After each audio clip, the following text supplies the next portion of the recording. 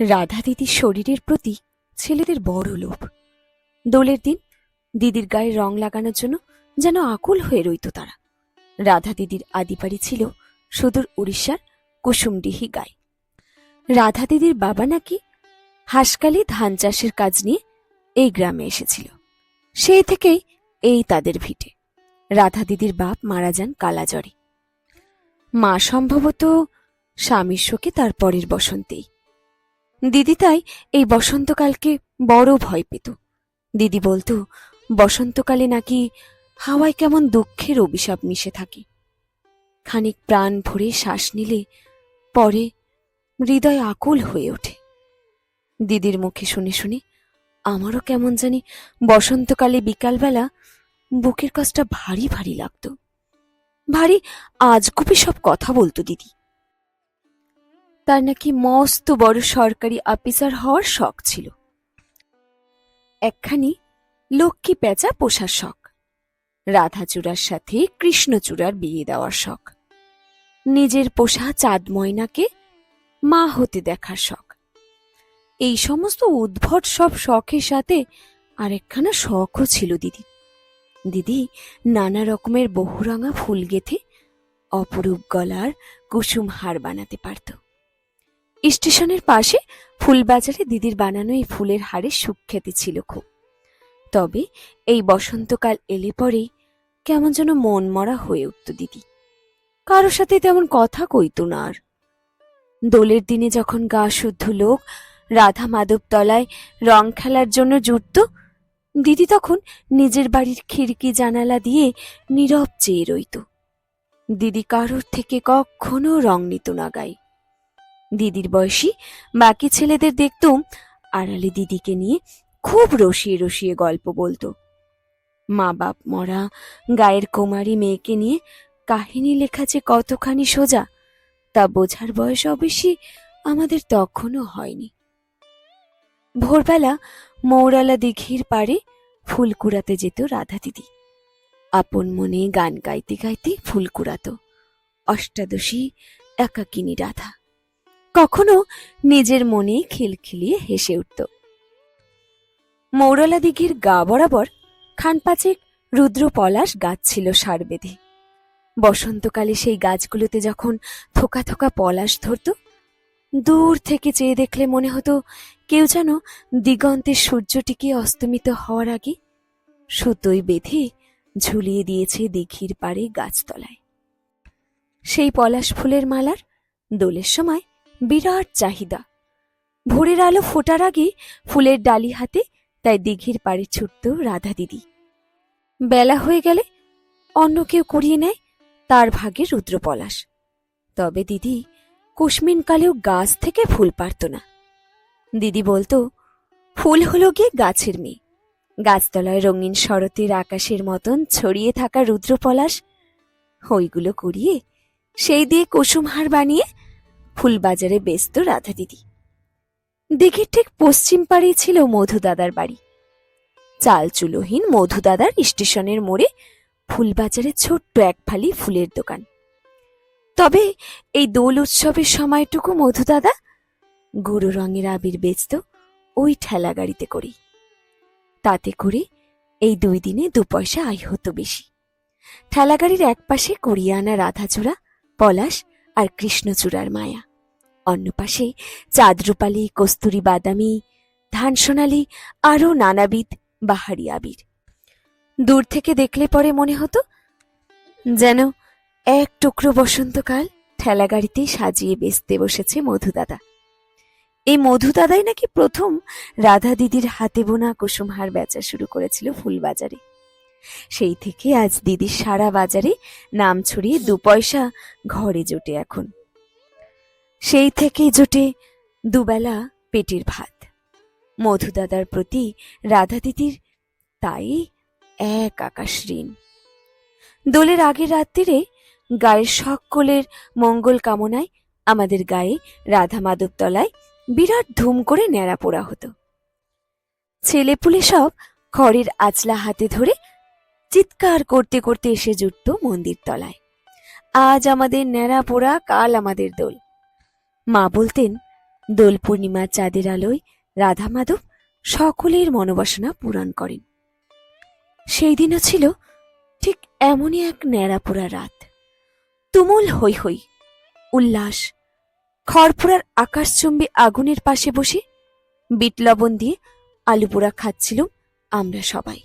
হঠাৎ মৌরলা দিঘির পার হতে কান্নার সুরে ভেসে আসে এক নারী কণ্ঠ, তারই সাথে এক পুরুষ কণ্ঠের মর্মান্তিক চিৎকার। সবাই দৌড়ে গিয়ে দেখি দিঘির ধারে পলাশ গাছগুলোর পাশে বিছানো রয়েছে মধু দাদার রক্ত মাখা আধমরা দেহ, আর সেই দেহ আগলে মরণ চিৎকারে কেঁদে চলেছে রাধা দিদি। দিদির শাড়ি শরীর ছেড়ে লুটিয়ে পড়েছে ধুলো মাখা পলাশ ফুলগুলোর গায়ে। মা কাঁদতে কাঁদতে আঁচলে চোখ ঢেকে ফেলেছিল আমার। স্বর্ণ ব্যবসায়ী মহেশ মোড়লের শহরের নেতাদের সাথে নিত্য উঠা বসা। গায়ের লোকে তাকে মান্যি করেই চলে। অনেকে বলেছিল লাজ লজ্জাহীন অশ্লীল কোনো কুকর্মের মাঝে ওদেরকে ধরে ফেলে নাকি উচিত শাস্তি দিয়েছিলেন মহেশবাবু। মহেশবাবু বলেছিলেন, মানুষ জানোয়ারের মতন কামলালসায় মত্ত হয়ে উঠলে সেই জানোয়ারদের মানুষ করাই আমাদের কাজ। আহত মধুদাদা অবশ্য করুণ স্বরে বলেছিল এক অন্য কাহিনী। টিউশনি ফেরত রাধা দিদিকে একা পেয়ে নাকি মহেশবাবুর দলের কিছু মাতাল ছেলেপুলে মুখ চাপা দিয়ে টেনে নিয়ে যাচ্ছিল দিঘির পাড়ে জঙ্গলে। সেই দিঘির পার হয়েই বাড়ি ফিরছিল মধুদাদা। দূর হতে ভেসে আসা রাধা দিদির কাতর স্বর চিনতে পেরে প্রাণপণ দৌড় দিয়েছিল সে মাতালগুলোর দিকে। মধুদাদার কাঁধের কাছে ভোজালি বসিয়ে দিয়ে পালাতে পারলেও রক্তের ভয়ে রাধা দিদির শরীর উপভোগ করতে পারেনি মাতালগুলো সেদিন। মহেশবাবু অবশ্যই সে কথা নস্যাৎ করে বলেছিলেন যে তার থেকে নাকি ব্যবসার খাতিরে অনেক টাকা ধার করেছিল নেমো খারাপ মধু। সেই ধার শোধ না করার খাতিরেই নাকি তার ছেলেদের উপর এই মিথ্যা অপবাদ। মহেশবাবু বিচক্ষণ মানুষ, তাই ওনার মুখের উপর কেউই বিশেষ কথা বলেনি সেদিন। আর এমন নষ্টা ছেলে মেয়েকে গ্রাম ছাড়া করাই ছিল তাই সবচেয়ে মহৎ সিদ্ধান্ত। 10 বছর আগের সেই শৈশবের হাহাকার স্মৃতি এতকাল ছিল মাঘ কুয়াশার মতন ঝাপসা। আজ হঠাৎ সেই কুয়াশা ছিঁড়ে ট্রেন এসে থামল কুসুমডিহি। উড়িষ্যার সম্বলপুর থেকে 20 মাইল দূরের গ্রাম এই কুসুমডিহি। আমার রাধা দিদির গায়ের ভিটে। এই গায়ে আমার এক ভাইয়ের বিয়ে আছে। বিয়ে বাড়ি থেকে যার আমায় নিতে আসার কথা, তিনি শেষ মুহূর্তে জানিয়েছেন যদি আমি একখানি রিক্সা করে নিতে পারি নিজ দায়িত্বে। স্টেশনে পা রাখতেই আচমকা চোখ গেল ফুলের ঝুড়ি আর আবিরের ডালি হাতে দাঁড়িয়ে থাকা এক ক্ষীণ দেহী পুরুষের দিকে। বুকটা কেমন লাফিয়ে উঠল। এই আনন্দ মাধুরী, এই মুখশ্রী যে আমার অতিশ হয়েছে না, কিন্তু এ কি জীর্ণ দশা হয়েছে তার। 10 বছর আগে সেই সুপুরুষ তরুণ মধুদাদা আজ যেন একখানি জীর্ণ খড়ের কাঠি। আমায় চিনতে পেরে বুকে জড়িয়ে ধরল মধুদাদা। 2-1খানা বাক্য বিনিময়ে শেষে খানিকটা যেন অধিকারের বশে জোর করে ধরে নিয়ে গেল তার ফুল সাজানো রিকশায়। আমি বোকার মতন উঠে বসলাম রিকশাতে। মধুদাদার ফুল রিকশা ছুটে চলল কুসুমডিহির ছায়া ঘেরা পথ ধরে। রিকশা থামল আকন্দ ডালের বেড়া দেওয়া একখানা ছোট্ট মাটির 4 দেওয়ালের ঘরের সামনে। সারা উঠোন গোবর জলে নিকানো। সামনে চৌকাঠে কয়েক হাত জায়গার মধ্যে এক ফালি বাগানে ফুটে রয়েছে ধরনীর সমস্ত জাগতিক ফুল। কিছু ফুল গাছ উঠোনের বেড়া ছাড়িয়ে বেড়ে উঠেছে কুটিরের দেওয়ালে, খড়ের চালে, কাঠের খিড়কি জানালায়। উঠোনের পিছনে সরকাঠি দিয়ে ছাওয়া এক চেলতে মতন খামার বাড়ি। চারিপাশে ধেই ধেই করে লাফ দিয়ে খেলায় মত্ত 2খানা ছাগল শিশু। একখানি বাছর ঘুমিয়ে রয়েছে তার মেঘ সাদা মায়ের কোলে। মধুদাদা ঘরে ঢুকে ডাক দিতেই ঘর থেকে বেরিয়ে এলেন আধঘুমটা দেওয়া এক গৃহবধূ। আমায় দেখা মাত্র যেন তার চোখ ছাপিয়ে জল এলো। আমার চোখের সামনে আমি যেন দেখছি স্বয়ং রাধা বিনোদিনীকেই। আমার তখন চিবুক ফেটে এসেছে কান্না। রাধা মাধবতলায় তাকে দেখেছিলুম 10 বছর আগে। সেই রাধা দিদি আজ মধু দাদার স্ত্রী। হঠাৎ কি একটা যেন খেয়াল পড়তে হৃদয় ধড়াস করে লাফিয়ে ওঠে। মনে পড়ে মধু দাদার ফুলের দোকানের উপর হলুদ রঙে লেখা ছিল প্রযত্নে, মাধবকান্তশীল। মধু দাদার ভালো নাম তো মাধব। মাধব মানে তো শ্রীকৃষ্ণ। রাধা দিদি তখনও ফুপিয়ে কেঁদে চলেছে আমার দুটো হাত ধরে। উঠোনে নৃত্যমত্ত ছাগলছানাটি গিয়ে শুয়ে পড়েছে গাভীটির কোলে।